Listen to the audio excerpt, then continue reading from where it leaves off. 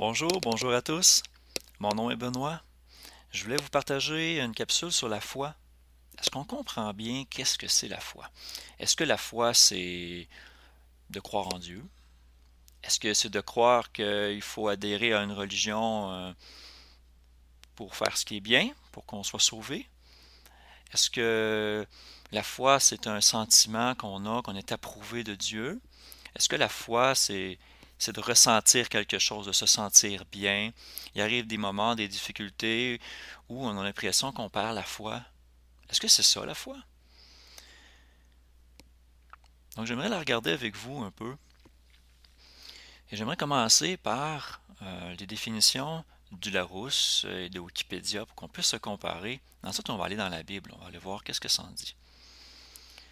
Donc si je vais voir définition Larousse, ça dit une adhésion totale de l'homme à un idéal qui le dépasse, à une croyance religieuse.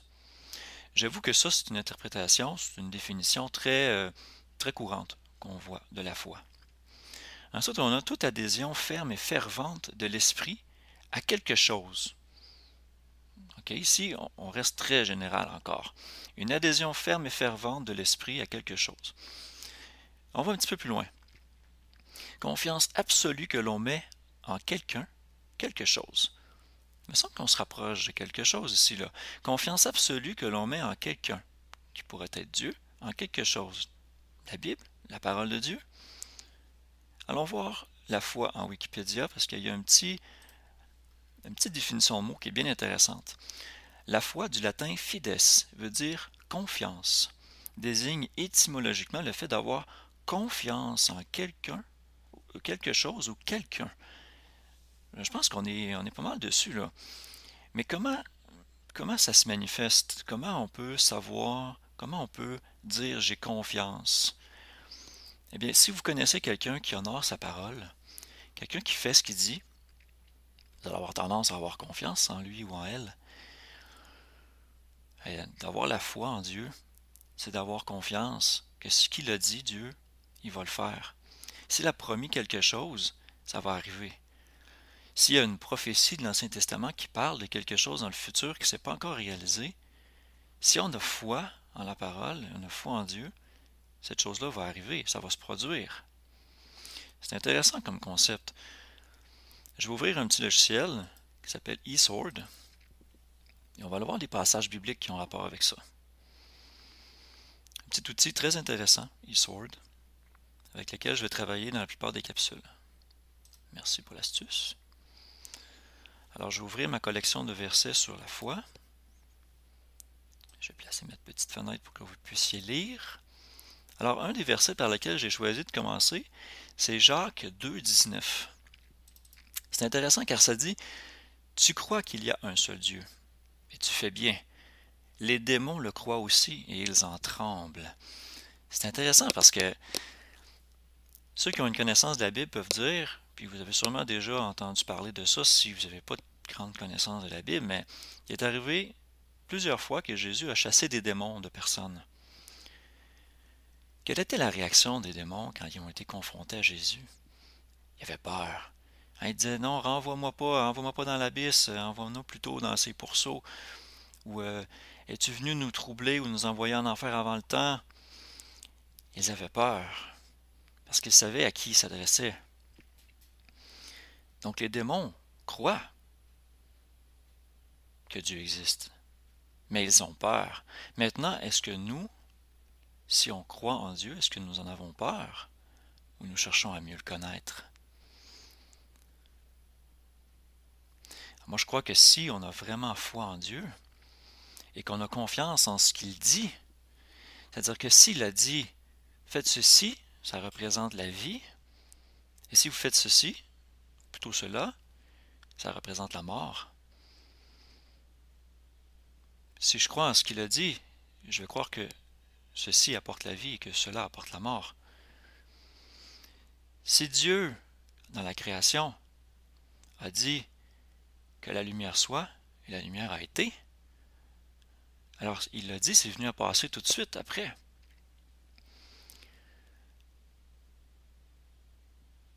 Alors la foi, c'est d'avoir confiance en ce que Dieu dit.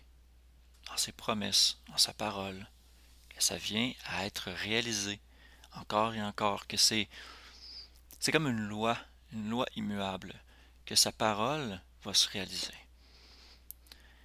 Ça peut être un peu effrayant, mais ça peut être aussi très réconfortant et apporter une grande paix.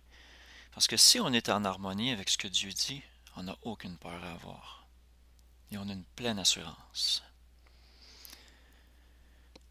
Un des versets qui est couramment utilisé pour définir la foi dans la Bible vient de Hébreux 11, 1.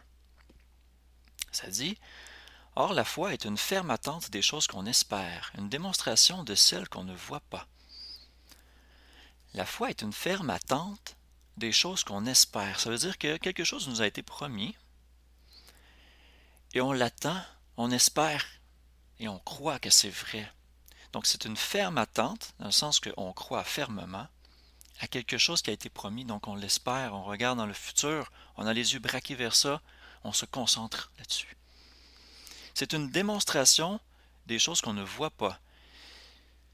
C'est-à-dire aussi que si j'y crois tellement à cette chose-là qui est supposée arriver, que d'une certaine manière même je peux commencer à le faire tout de suite dans ma vie. Donc la foi va produire des fruits, va produire des œuvres, va nous pousser, de par notre cœur, de par notre foi, va nous pousser à faire quelque chose.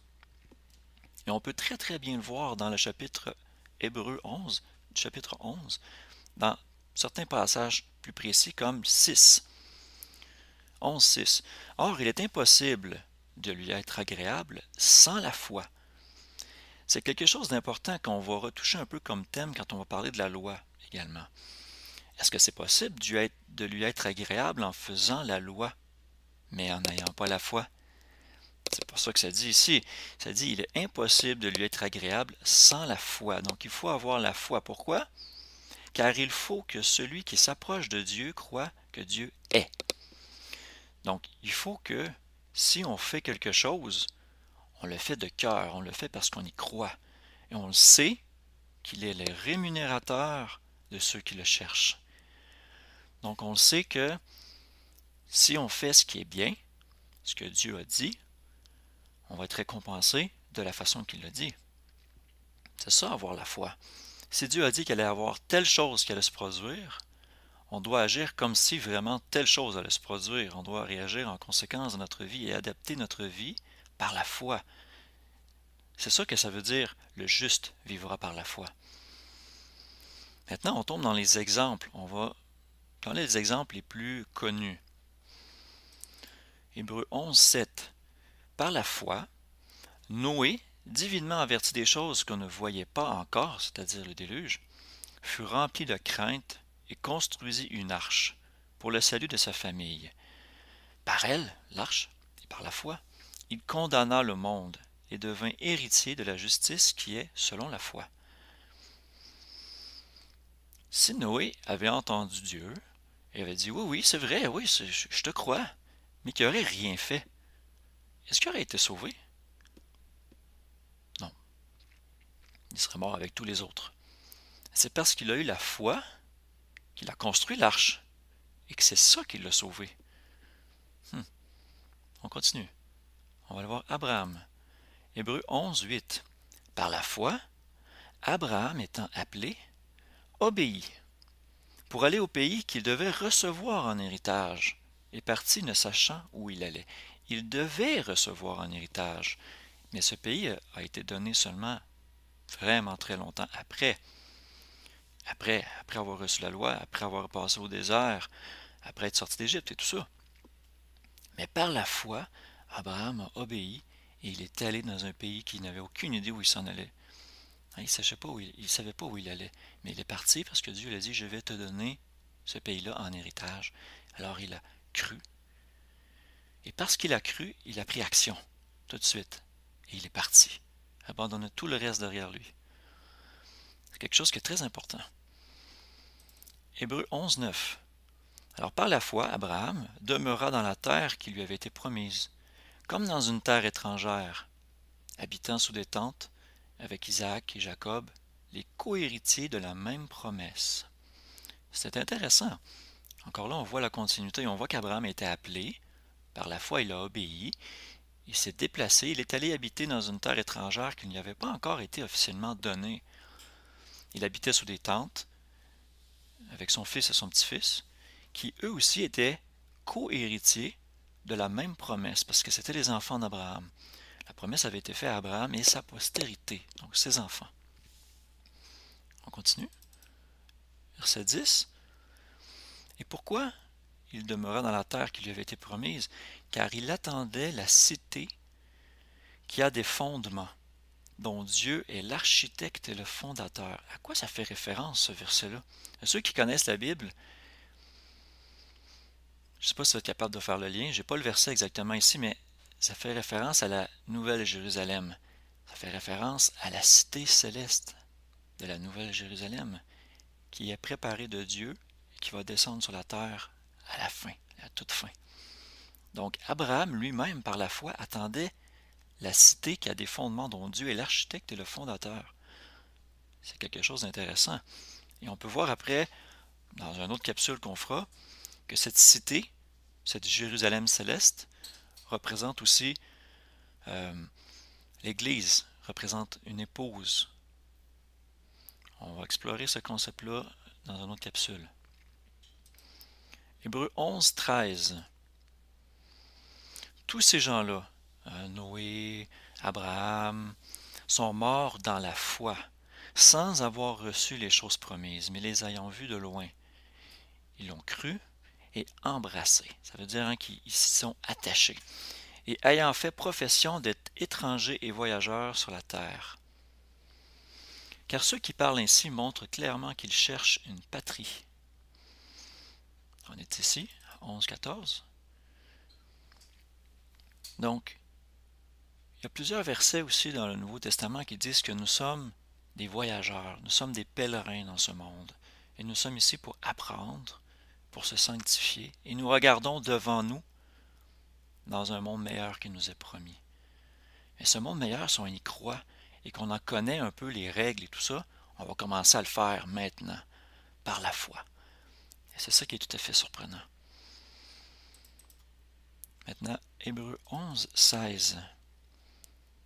Alors ces gens-là, maintenant, ils désirent une meilleure quoi? Une meilleure patrie, une meilleure terre d'accueil, c'est-à-dire une céleste. C'est pourquoi Dieu ne dédaigne pas d'être appelé leur Dieu, car il leur a préparé une cité.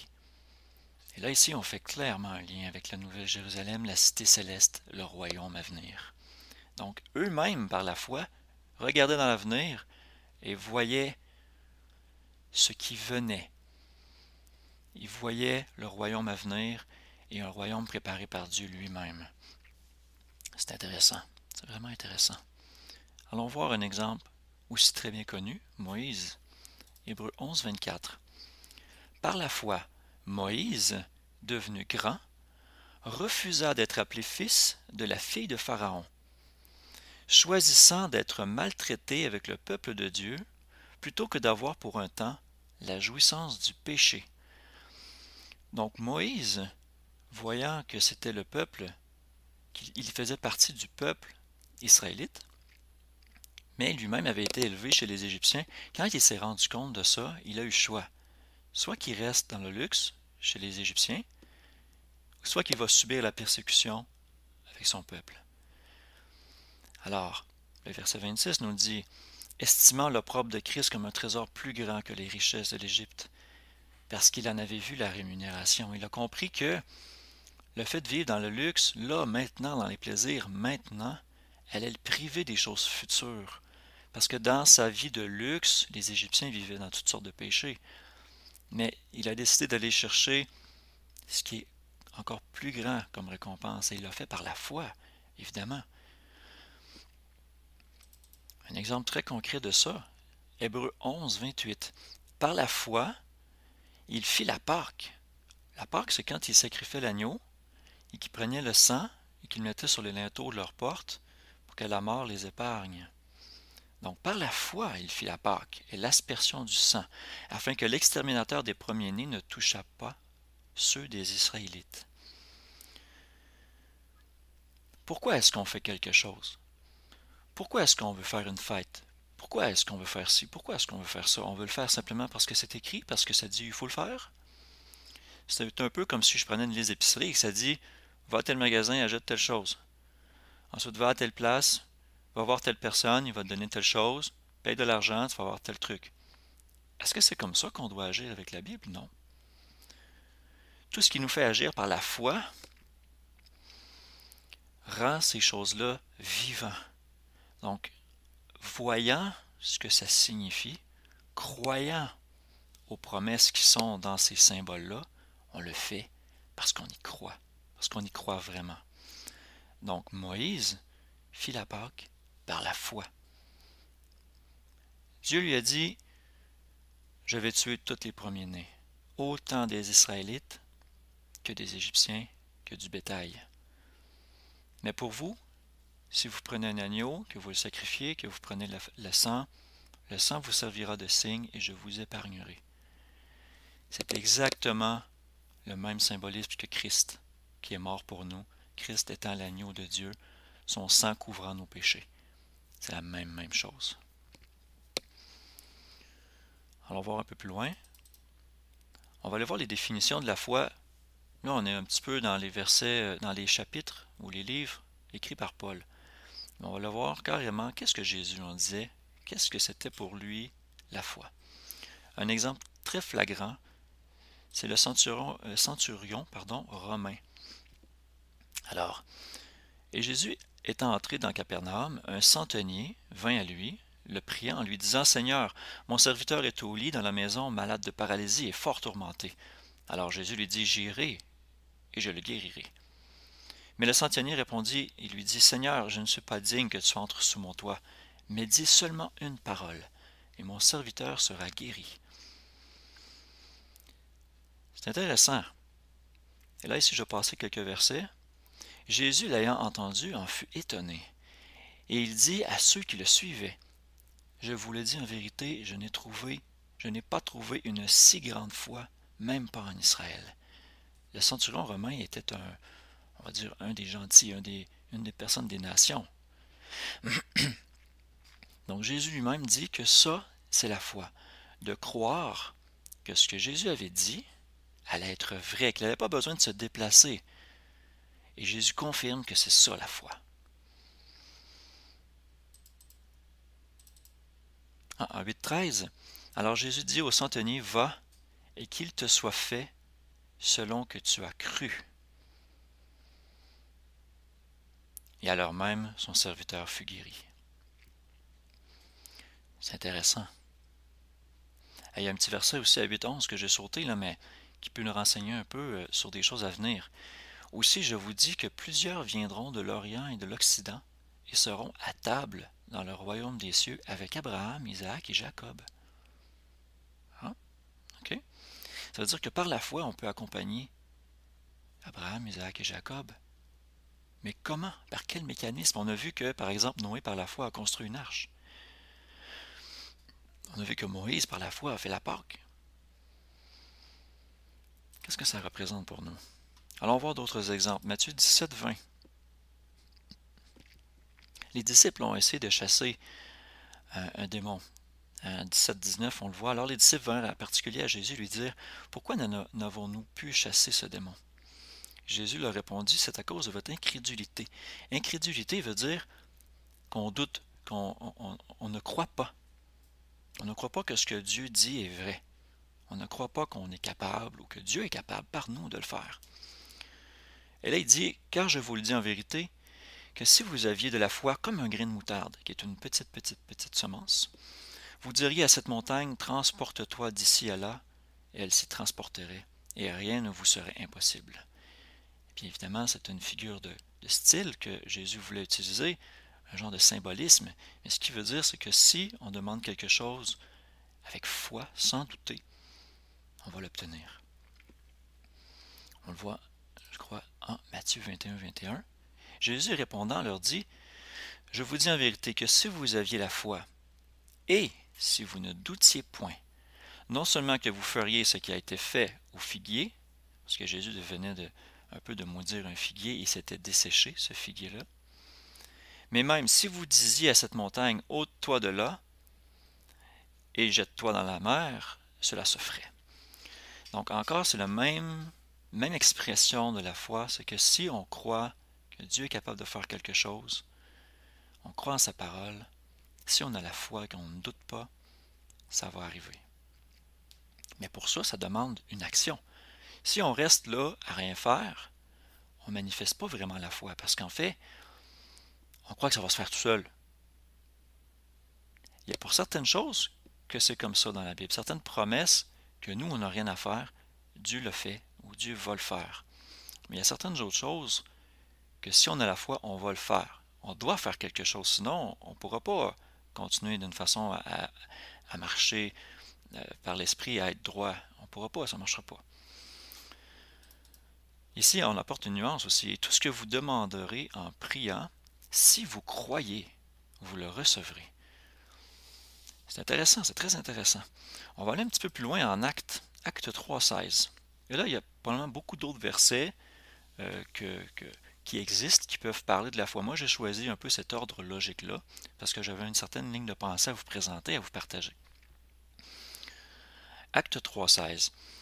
C'est par la foi en son nom que son nom a raffermi cet homme que vous voyez et connaissez, et c'est la foi en lui, en Jésus, qui a procuré à cet homme cette parfaite guérison en présence de vous tous. En fait, ce qui venait de se passer ici, c'est qu'il y avait quelqu'un qui était plus capable de marcher à l'entrée du temple. Pierre, passant par là, le vieil homme a fait, s'il te plaît, au monde, hein, donne-moi de l'or, s'il te plaît, donne-moi de l'argent. Mais il a dit, je n'ai rien à te donner, mais ce que j'ai, je te le donne. Alors par la foi, Pierre a pris la main de cet homme et lui a dit, au nom de Jésus, lève-toi. Et là, cet homme-là a marché, a été guéri. Et Pierre lui-même a dit, pourquoi vous êtes étonnés? C'est pas par ma propre puissance que cet homme-là a été guéri, mais c'est par celle de Jésus. Donc, il précise ici, c'est par la foi en son nom, que son nom a raffermi cet homme que vous voyez et connaissez, et c'est la foi en lui qui a procuré à cet homme cette parfaite guérison en présence de vous tous.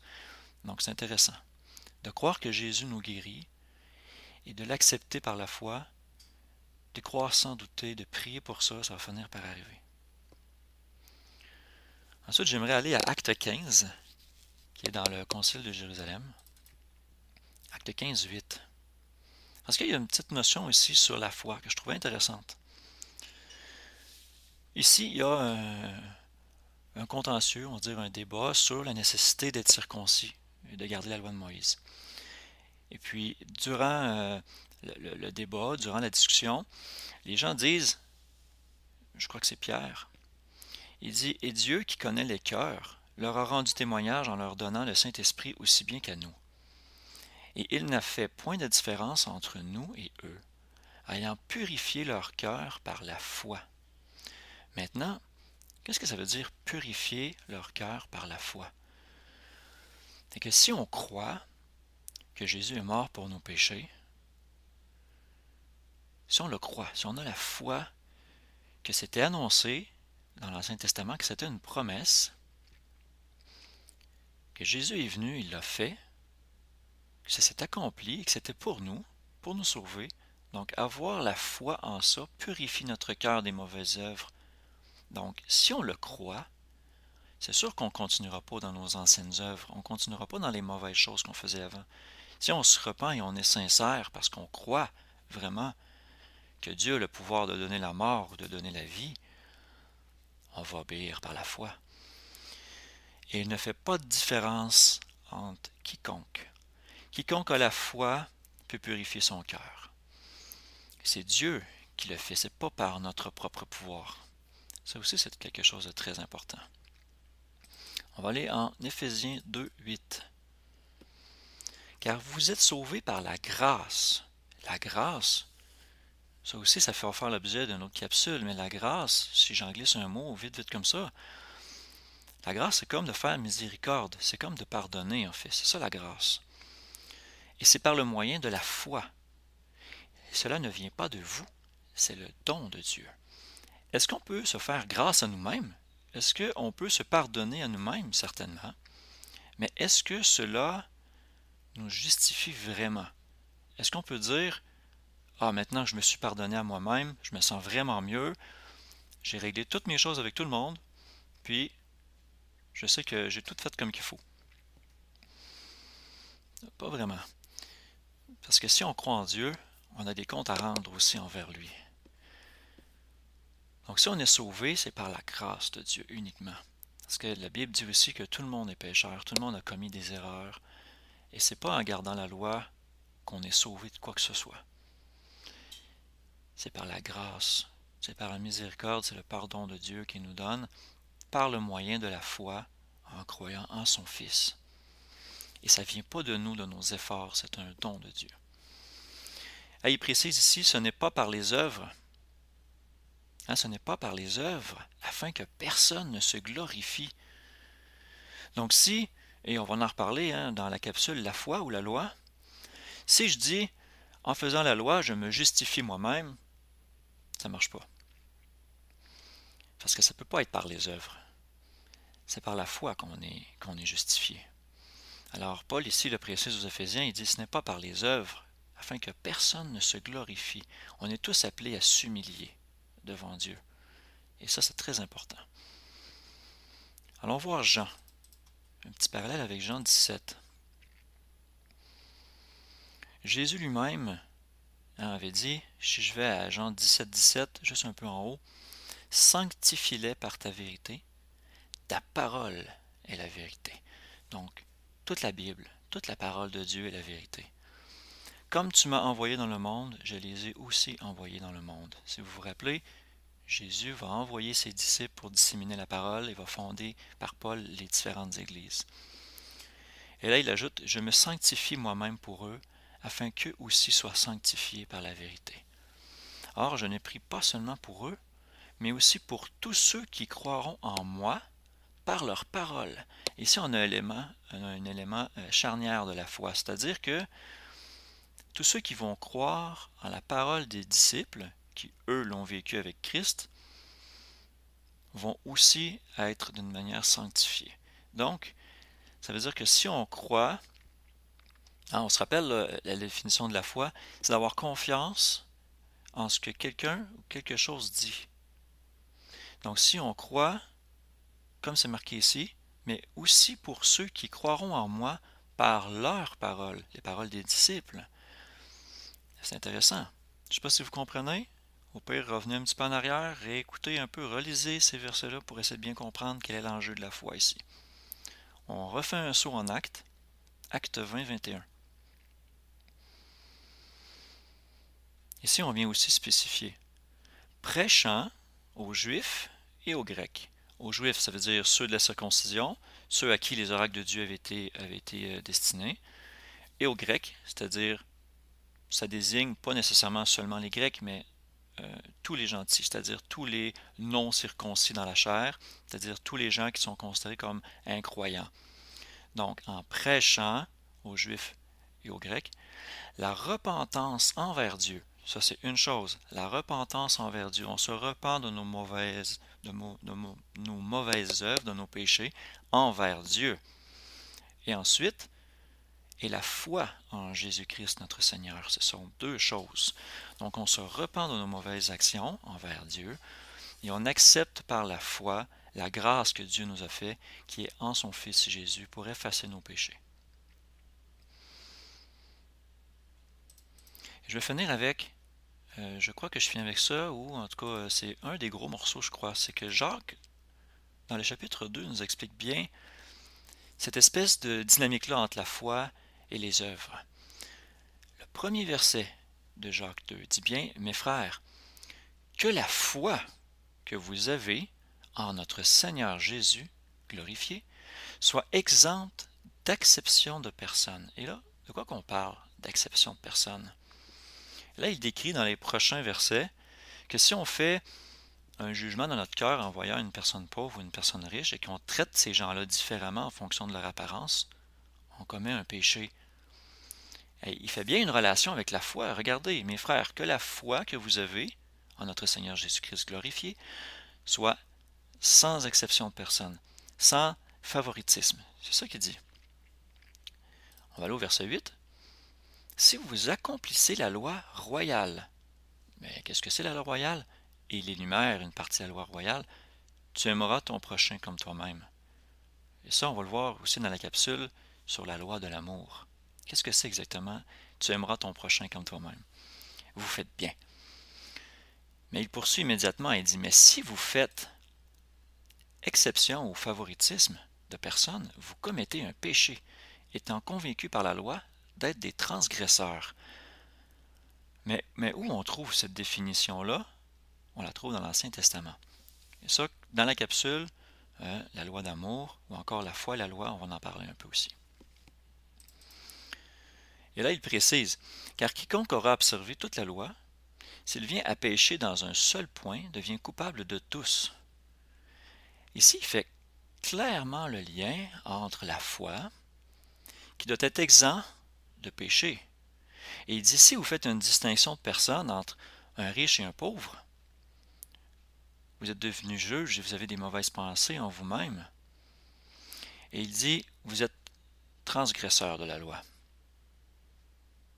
Et il dit, quiconque aura observé toute la loi, mais s'il vient à pécher dans un seul point, devient coupable de tous. En effet, celui qui a dit, c'est Dieu, tu ne commettras pas d'adultère, a dit aussi, tu ne feras pas de meurtre, tu ne tueras pas. Or, si tu ne commets pas d'adultère, mais que tu tues, tu es transgresseur de la loi. Ainsi, parlez et agissez comme devant être jugés par la loi de la liberté. Ça, c'est des points importants qu'on va aller chercher avec d'autres endroits dans la Bible quand on va parler plus de la loi de l'amour et encore la foi ou la loi. Quelle est la relation entre tout ça? Ici, le point que je voulais apporter, c'est que Jacques commence à décrire, il commence à parler de la foi en Jésus. Et il faut que notre foi en Jésus soit sans distinction de personne. C'est-à-dire, et il fait clairement le lien entre faire une distinction entre les personnes du favoritisme par rapport à la transgression de la loi. Et il dit, si vous êtes, fidèle et que vous ne commettez pas d'adultère, et si vous n'êtes pas meurtrier, mais que tu fais exception de personne, tu es transgresseur de la loi. Alors on peut obéir à tout un paquet de commandements, mais enfreindre un seul, et on va transgresser. Et Jacques lui-même dit que votre foi soit sans transgression de la loi. C'est intéressant. Regardez bien la suite logique dans les versets. C'est ça que ça dit. Car quiconque aura observé toute la loi, ça on en a parlé. Et là, tout de suite après, il continue dans sa ligne de pensée. Après avoir parlé devant être jugé par la loi de la liberté, et il dit, mes frères, que servira-t-il à quelqu'un de dire qu'il a la foi s'il n'a pas les œuvres? Est-ce que cette foi peut le sauver? Pensez à Noé. S'il avait dit, oui, je crois que tu vas faire venir le déluge et que tout le monde va périr, je le crois, mais qu'il n'aurait rien fait, il serait mort avec les autres. Mais parce qu'il a cru, il a construit une arche. Et c'est cette arche qui l'a sauvé.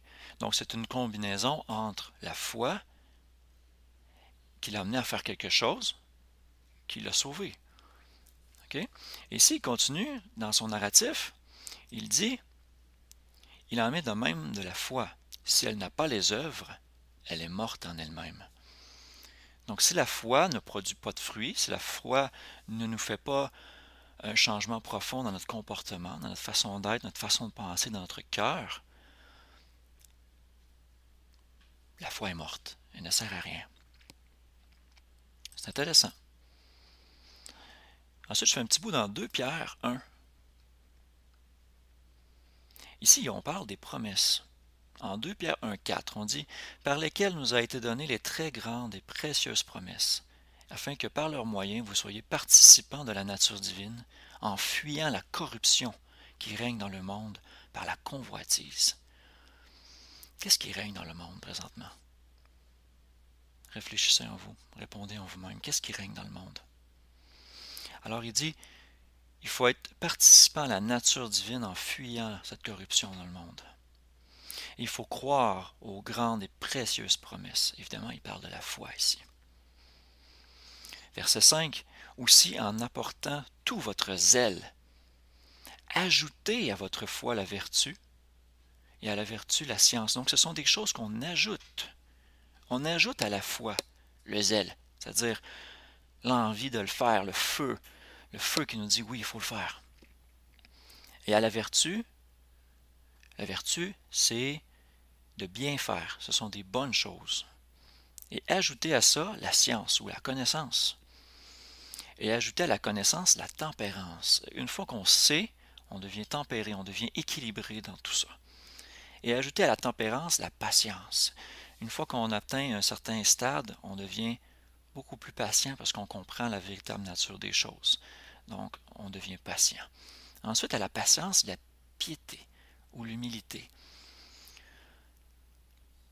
On apprend à reconnaître qu'en fait, toutes ces choses-là ne sont pas de nous, que c'est vraiment une grâce extraordinaire, alors on s'humilie. Et cette humilité-là va nous porter à être au service des autres. Et la piété, l'amour fraternel. Ici, le mot, c'est un mot apparenté à philéo. Philéo veut dire une genre d'amitié. Ici, on traduit ça par l'amour fraternel entre frères.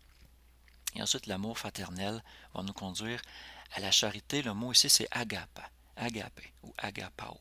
Agapao veut dire l'amour pur, tel que Christ s'est donné pour nous.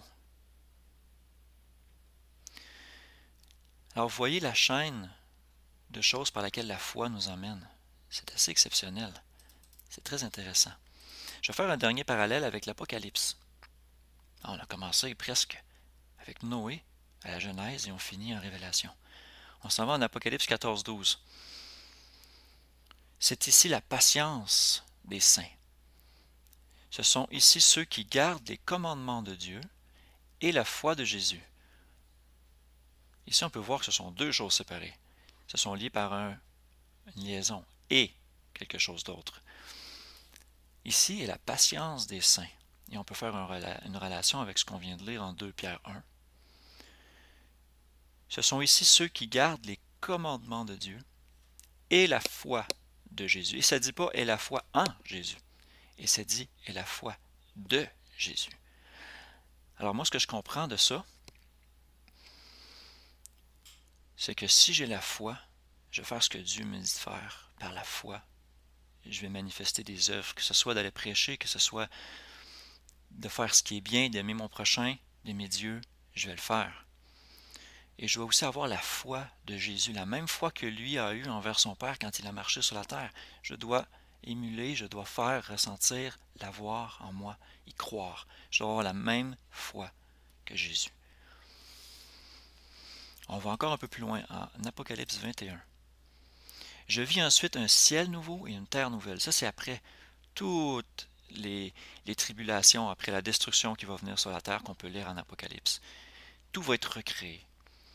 Ensuite, Jean dit « Je vis ensuite un ciel nouveau et une terre nouvelle, car le premier ciel et la première terre avaient disparu et la mer n'était plus. » Au verset 2, on voit « Et moi, Jean, je vis la cité, la sainte cité, la nouvelle Jérusalem, qui descendait du ciel d'auprès de Dieu, préparée comme une nouvelle mariée qui s'est ornée pour son époux. » C'est là le lien.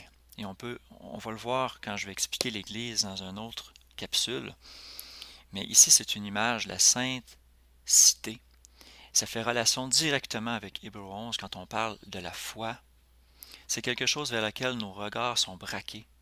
Donc, tous ceux qui sont voyageurs et pèlerins sur la terre, qui présentement faisons le voyage qu'on est en train de faire, cette purification qu'on vit sur la terre, on le fait dans un seul but, c'est de pouvoir aller vers cette sainte cité que Dieu a préparée, dont il est l'architecte et le fondateur. Donc, j'ai entendu une grande voix du ciel qui disait « Voici, le tabernacle de Dieu sera avec les hommes, et il habitera avec eux. Ils seront son peuple, et Dieu sera lui-même avec eux, il sera leur Dieu. » Cette formulation-là, on la retrouve à plein d'autres endroits dans l'Ancien Testament, c'est très intéressant. Qu'est-ce que ça signifie exactement? Et je vais finir par Apocalypse 21, 8. Et là, ici, on dit en 21, 7, pour se mettre en contexte, celui qui vaincra. Vaincre quoi exactement? C'est la Bible qui doit nous donner la réponse. Mais celui qui vaincra héritera toutes choses. Je serai son Dieu et il sera mon fils. Encore la même appellation. Et ici, on donne un avertissement. Mais pour les lâches, ceux qui abandonnent, les incrédules, ceux qui n'ont pas la foi, les abominables, ici il faut voir dans l'Ancien Testament, quelle est la définition d'abominable? Qu'est-ce qui nous rend abominables? Les meurtriers, évidemment. Les fornicateurs, d'où ça vient? C'est quoi être fornicateur? Les empoisonneurs, ici moi j'irai voir le terme grec pour savoir exactement qu'est-ce que ça veut dire empoisonneur dans son sens plus profond. Les idolâtres, bien sûr, et tous les menteurs. Assez fort, tous les menteurs. Leur part est dans l'étang ardent de feu et de soufre, et ceci est la seconde mort. Ça veut dire que ça sera peut-être aussi l'objet d'une autre capsule, mais on meurt une fois dans notre chair. Mais cette mort-là, on parle d'une mort éternelle, une mort en esprit. On parle d'une mort que c'est fini, on cesse d'exister vraiment. Donc, tous ceux qui sont lâches, incrédules, abominables, meurtriers, fornicateurs, empoisonneurs, idolâtres, les menteurs, auront la seconde mort. Et si on croit ça, si on croit à ça par la foi, on va chercher c'est quoi être incrédule, c'est quoi être lâche, c'est quoi être abominable, c'est quoi être meurtrier, c'est quoi être fornicateur, idolâtre, menteur, qu'est-ce que c'est, comment la Bible est définie. Alors c'est par la foi qu'on va essayer de trouver ces choses-là, on va essayer de le trouver aussi par la connaissance de la parole de Dieu. Donc pour moi, mes frères et mes sœurs, j'ai fait le tour, plus qu'amplement, je pense, d'une définition de qu'est-ce que c'est la foi. La foi, c'est pas un sentiment, c'est pas une émotion, c'est pas une façon dont on se sent. C'est pas ça. La foi, c'est de croire que ce que Dieu dit, il le fait ou il le fera. C'est de croire aux promesses.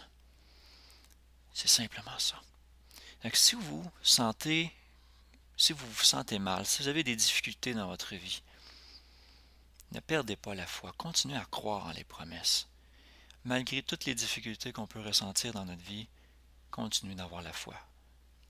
Il faut croire qu'il est le rémunérateur de ceux qui le cherchent, de ceux qui croient en lui.